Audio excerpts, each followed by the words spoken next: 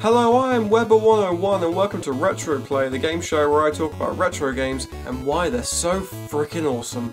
So back in the early 90s, companies started to catch on that games could be used to educate kids instead of fulfill their lust for murder and gore.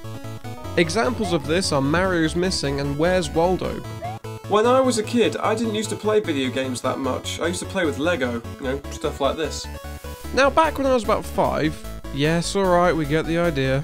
My parents used to go around to family friends dragging me along. However, every time I went to a family friend's house, I used to play a game on their Apple Mac called Zoombinis.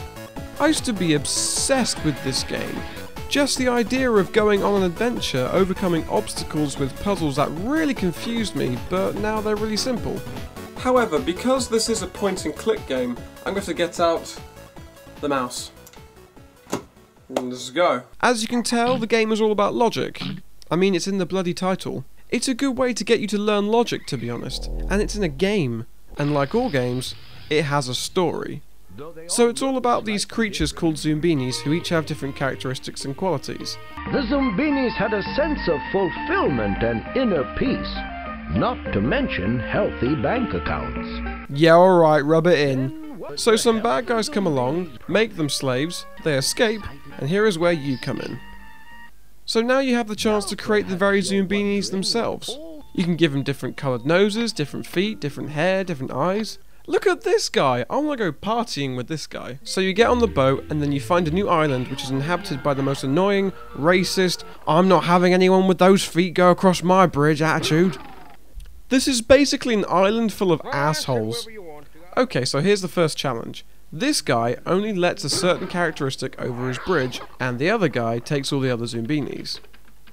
So normally this means that only skates, for example, can go across this bridge, and everyone else has to go on the other. Okay, so all the rollers go up here, and then all the rejects go down there. Yeah, that's right, this group is better than you. So the next one is Talking Stones. Do go in. That's what she said. Again, like the bridge, these guys only take one certain type. You just got to use logic to figure out what they like. Like the racist bastards that they are. I have to learn? Why would I want to do that? I'm playing a game. They let you know by making you fall downstairs if you get it wrong. I must be careful about who I let in. You know, the friendly way. So the next one is about making a perfect pizza for this fat tree stump. Whatever you are, make me a pizza! So this is about using combinations of toppings to get the right pizza he wants. If you make him really mad, he straight up thumps one of the Zoombinis straight back to the start screen. No joke. My god, these Zoombinis are really helpless, you could do anything to them. Cause the game is gonna play, and the hater's gonna hate. It's just a try every topping one by one, and then you put the ones he likes together. Done and done.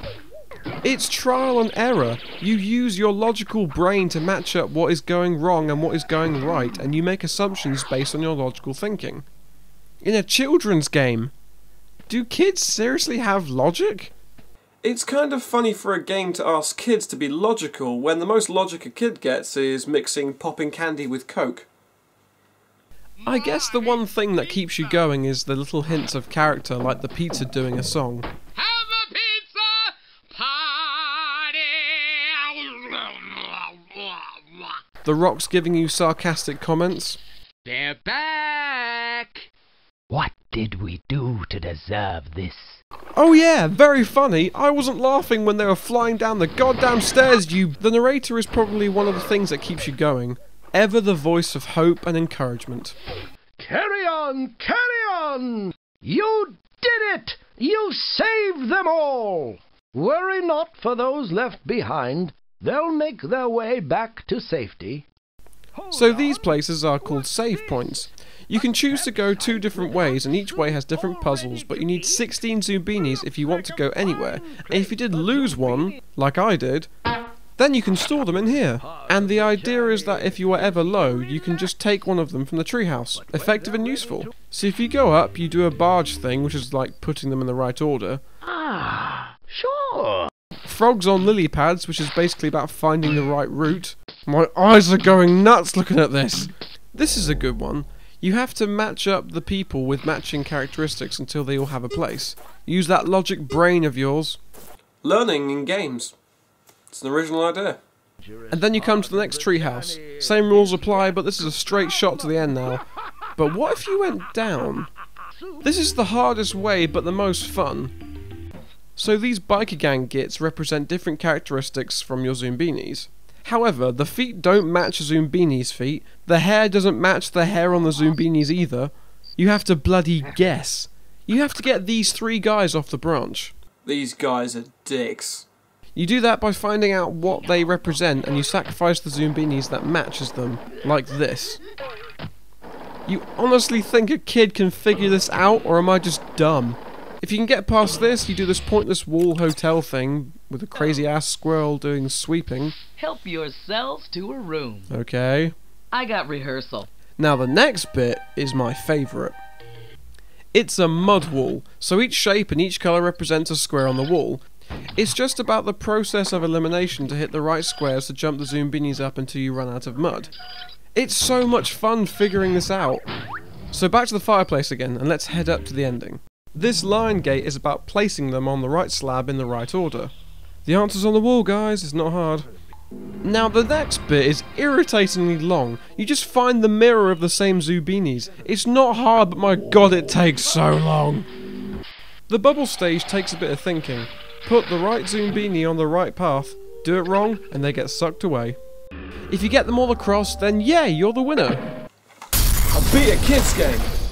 You find a new place to live, and the population goes up. And then you can have a look and see how your new town is doing. Over time, the town becomes more active the more Zoombinis you plough into it. So that unfortunately means doing it another 30 times. Seeming as you have 593 currently captive and only have 29 in your new town, 3 in a tree house, and the stages get harder as you get more into the game, you're probably going to mess up a few times.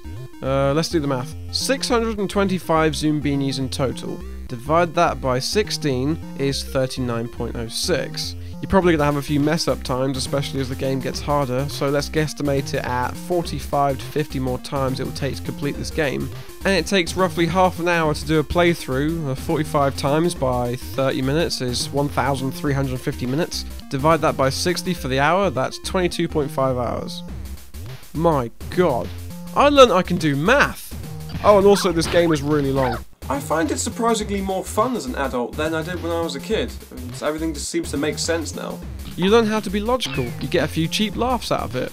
You can customise the Zoombinis to be whatever wacky way you want. The game will change the challenge depending on that factor. It's just a fun way to spend the afternoon. What is also awesome is that a remake of the logical adventure of Zoombinis is coming to iOS and Android this year of 2015. And I gotta say, it's looking really good. Click on the link in the description below to find out more about it. It's a fun game and I recommend you try and get yourself a copy. I mean, hell, if you've got kids, give it to them. They might learn a thing or two. So anyway, thank you very much for watching. I hope you've enjoyed, and I hope to see you in the next episode of RETROplay. Hey guys, thank you very much for watching my video. If you want to see more, then please feel free to click on the annotations. Also, if you want to see new ones, then please hit that subscribe button. And if you enjoyed this video, then please give it a good thumbing. Thank you very much for watching, and I'll see you next time.